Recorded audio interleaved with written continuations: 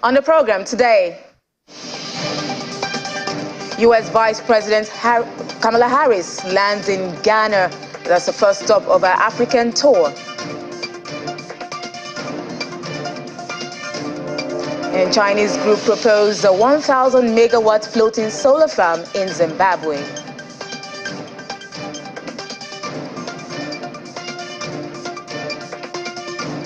And Libya signs deal with U.S. company to establish oil refinery in the south.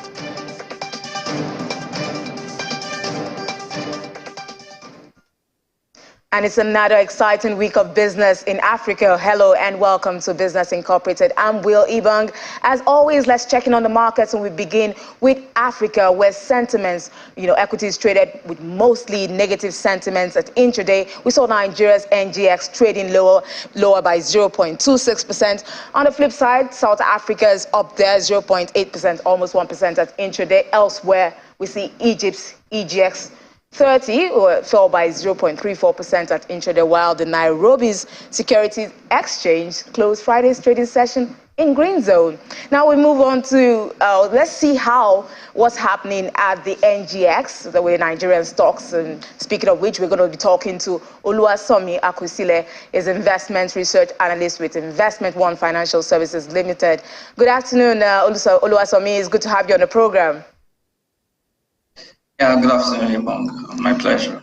Oluwasomi, we're seeing the NGX trading lower now. It's more of bearish sentiments in the market, and that has persisted since last week. We saw marginal closes. Even the NGX at the weekend closed 0.04% down. Now we're seeing more full-blown negative trading sentiments in the market. What do you think is driving this, and will this persist all through the week?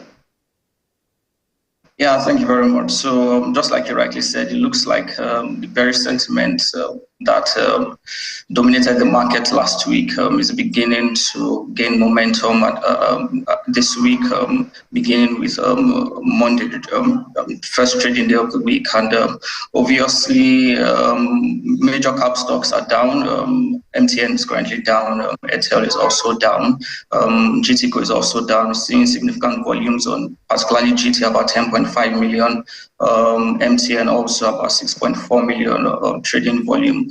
As of now, market is currently down at about 1.9%. Bearish sentiments of those large cap stocks may not be unconnected with profit takings. As of now, I don't think there are any major news as regards particularly the telcos. So you recall that over the past few weeks and I would say some months now, we've seen significant rallies on particularly MTN and the banks, except for the past 2 weeks where we saw a bit of a bearish sentiment on the banking stocks, basically on the back of the contagion fears as regards what's happening in the global financial system. But by and large, right, I think it's just profit takings. We are still in the dividend, we are still in the earnings season, right, and we're expecting that the banks should release their full year earnings soonest, and expectations are that it will come in positive, basically on the back of the high interest rate environment of last year, and we believe they should benefit. And once those results begin to trickle in, we should see some positive sentiments back into the market. Do you think investors are kind of, how would I put it, their interest has waned for stocks recently because maybe the dividends announced are not, mouth-watering? How would you say that? Because I know that some stocks, some investors have expressed, dissatisfaction for some, small cap, equities in the market. What would you say is driving investor sentiment at the moment? What would you say?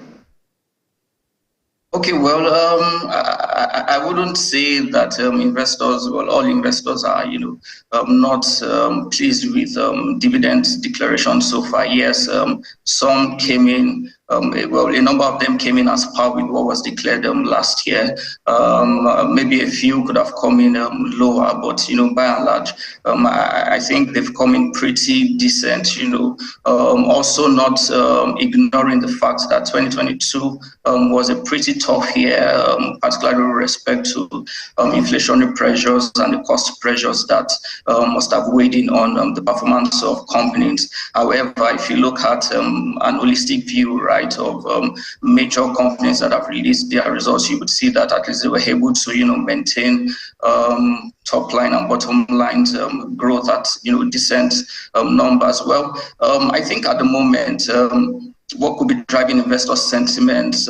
Basically, profit taking, right?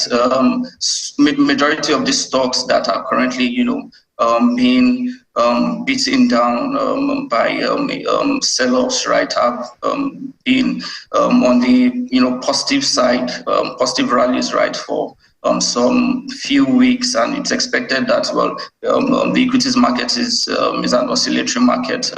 You wouldn't always see that, upward rally. There would always be that, retreat, right? While some people may attribute this to probably the MPR hike of last week by the CBN, where we saw 50 basis points increase in rates. Personally, I really don't think that's the case, because for the MPR, which is supposed to be the benchmark interest rate, we are not, the transmission mechanism is pretty poor, such that we are not seeing that effect on the fixed income yield. So I would say, well, until we begin to see that hawkish narrative translate into yields in the fixed income space, I wouldn't attribute current sell-off to the recent hike in MPR.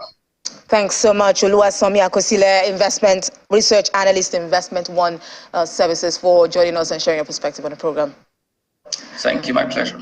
So over to the Middle East, where we saw mixed sentiments at intraday. The Abu Dhabi index was up over 1% at 1.31%, but looking at the other side of things, Dubai was down 0.56%, and still within the region, we saw Saudi Arabia down 0.64%, and up 0.64%, while Qatar was down 0.25%. Now, over to the EU, we're seeing a massive transport strike underway in Germany. Rail and shipping routes and even parts of the Autobahn are out of action. It's the biggest industrial action of its kind in decades, and the latest in a string of protests over pay and conditions across European economies. For more, let's talk to Kate Ferguson from Deutsche Welle in Berlin. Kate, give us an overview of what's going on. Well, Germany's transport sector is really on its knees today. There are no long-distance trains running at all, and all flights from Munich and Frankfurt airports have been cancelled. Even parts of the Autobahn, Germany's motorway, are out of action. Now, I myself was lucky enough to be able to get to work this morning on the Underground after my regular train was cancelled, but it took twice as long as usual. And of course, that is nothing compared to the level that other travellers, especially international travellers, are experiencing today. Now, it is worth saying industrial action on this scale is very rare. Around 350,000 workers are part of this walkout, and I think it really does reflect the level of anger among people. They're seeing their wages stagnate at a time when prices are rising all around them.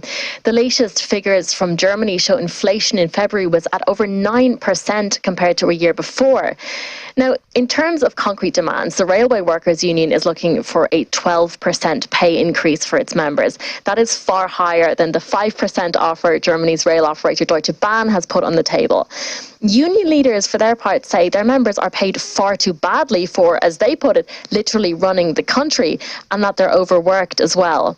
Now, Deutsche Bahn has called the strikes, quote, completely excessive, groundless and unnecessary. Okay, you know that these strikes have also been ongoing in other European countries. What do you think is behind this? Yeah, France has seen widespread protests and strikes in the past weeks too. The action there was triggered by the government's plans to increase the pension age from 62 to 64. Now, garbage collectors have been on strike for weeks now there, and the cities are getting increasingly unsanitary as rubbish piles up, attracting rats and other disease-carrying creatures. Now, Britain's King Charles III and his wife Camilla were actually supposed to be visiting France this week, but they had to cancel their trip due to these protests. There's also been widespread industrial action in the UK in recent times. Doctors, nurses and ambulance workers have all been on strike this year. And passport office workers have announced a 5-week strike starting in early April. Now, all this, whether it's in Germany, France or the UK, is really an illustration of just how big a crisis Europe is facing. Public finances have been drained due to the pandemic, the war in Ukraine and the energy crisis. And meanwhile, the cost of living continues to rise. Wages are just not keeping up, and for governments, it is a toxic cocktail to deal with. Sad events there. But what can we expect from the markets this week? So we'll be keeping an especially close eye on banking stocks after the turbulence we've seen in the past couple of weeks. European Central Bank Chief Christine Lagarde has sought to reassure investors. She's described the sector as resilient and signalled that the ECB is ready to provide liquidity if it's needed. But that in itself may be read as a rather stark statement about how seriously officials are taking the prospect of contagion after the collapse of Silicon Valley Bank and Credit Suisse. Deutsche Bank is especially at risk at the moment, posting significant losses last week. Other than that, Germany's closely watched Ifo Business Climate Index is also bringing out figures today. That will give us a good indication of sentiment in manufacturing, services and trade in Europe's largest economy. Thanks so much, Kate Ferguson, Deutsche Welle correspondent there, for sharing your insights and perspectives. So we'll move on to Asia, where markets were mixed on Monday as investors continue to assess the impact of the banking troubles in the US and Europe. Deutsche Bank ended the week seeing a sell-off of its US-listed shares after the German lender's credit default swaps jumped, adding to lingering fears of contagion from turmoil seen in the banking sector. Hong Kong's Hang Seng Index dipped 1.75%, and the Hang Seng Tech Index fell 2.83% in its final hour of trade. And in mainland China, we saw the Shanghai Composite fell 0.44% to finish at 3,251 points, and the Shenzhen component rose 0.12. In Australia, the S&P ASX 200 rose 0.1% to close at 6,962, while Japan's Nikkei 225 gained 0.33% to end at 27,476. Topics closed 0.33% higher at 1,961. South Korea's, however, fell 0.24% to end the session. Now, stock futures were slightly higher in the U.S. as Wall Street came off a winning week, and investors continued to follow the latest from the banking sector. First Citizens Bank has agreed to buy large parts of Silicon Valley Bank, the U.S. Federal Deposit Insurance Corporation said overnight. Now, the deal includes the purchase of approximately $72 billion of SVB assets at a discount of $16.5 billion, but around $90 billion in securities and other assets will remain in receivership for disposition by the FDIC. Futures tied to the Dow Jones Industrial Average rose 0.59%. S&P 500 futures were up 0.58%, while NASDAQ 100 futures rose 0.3%. Now, the moves comes after Wall Street capped off a winning week despite volatility related to the Federal Reserve's latest interest rate hike and the ongoing bank crisis. The NASDAQ Composite led the major indexes upward with a 1.7% advance. The S&P 500 finished the week up 1.4%, while the Dow added 1.2%. Now, oil prices stabilized in Asian trade on Monday as investors sought cues from broader financial markets, while comments by Russian President Vladimir Putin over the weekend ratcheted up geopolitical tensions in Europe. Brent crude futures held unchanged at $74.99 a barrel after hitting a session high of $75.64. U.S. West Texas Intermediate crude was at $69.29 a barrel, up 3 cents after rising to $69.92 earlier in the session. Brent rose 2.8% last week, while WTI rebounded 3.8% as jitters in the banking sector eased. Analysts say all markets are closely watching the sentiment in financial markets while all fundamentals remain sidelined.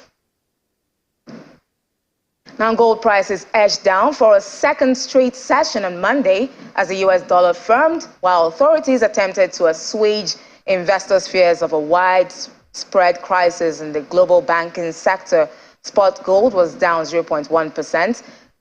Now, US gold futures fell 0.3%.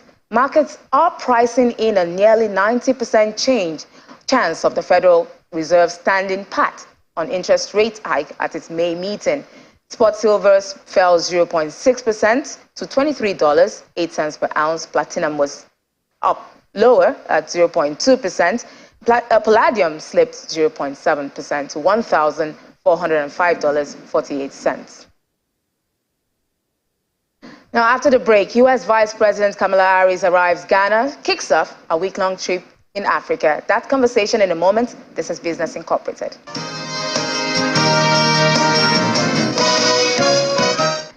Welcome back. U.S. Vice President Kamala Harris is embarking on a week-long trip to Africa, and she is the first black woman U.S. Vice President to visit the continent. And it will come 8 years after Barack Obama, the first U.S. black president, made his trip to the region in office.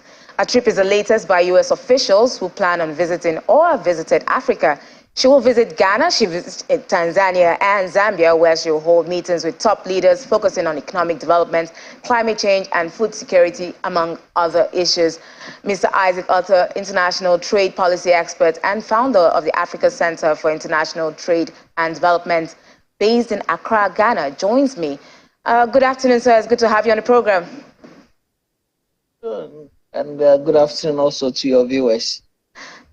We're saying that Kamala Harris, as the Vice President of the U.S., has arrived yesterday, that's Sunday, in Ghana's capital, Accra. But before she did that, in a radio interview on Friday, she said, and I quote, "I'm going to Africa mainly to talk with African leaders about what we as the United States are prepared to do to have our role in investing in the future of that continent." Now, what do you think she means? What are the general expectations here?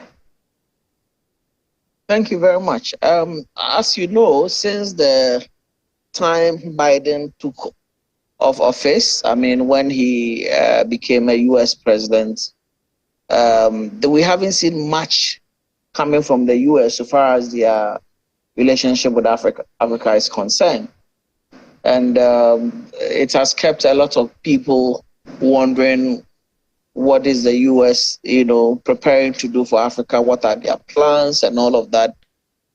So for us, this is a good news, because maybe we think there's going to be an opportunity for us to get to know in detail what some of these plans are. An example, looking at, there's the issue, I think somewhere last year we had President Joe Biden announcing a 10-year strategy to prevent conflict and also promote stability in West African countries. So we are hoping that the Vice President will throw more light on that 10-year strategic plan that they have for West Africa in terms of peace and security. And then also we are looking forward to hearing more about what their plans, what the U.S. plan in terms of investing in women and youth entrepreneurship is concerned. If they talk about the future of Africa, we all know the future of Africa is in the hands of our youth. Okay. So we believe that they may have some plans for the youth of this continent, especially the women-led entrepreneurs and all of that. So I want to know, probably she might unfold some of the plans that, the U.S. is bringing on board to come and support with the development of our youth in terms of the, how the future holds for them. Okay. And then also, what are some of the investment opportunities they have for our young people in health? Yes, often, the U.S. government supports through the USAID on a lot of health projects such as malaria, TBT, and most of the infectious diseases. So we are also hoping that maybe they'll make an announcement as to what plans they have for this. Okay, so Mr. Arthur, we know that the U.S. is Ghana's second top export and import country after China. But from this visit, as a part of this visit, what benefits or opportunities will this visit bring to Ghana in relation to trade? Yes, I mean, Ghana has always been part of the AGOA, the African Growth and Opportunity Act that the U.S. government is implementing with some African states. So we want to know what the opportunities they are going to still be.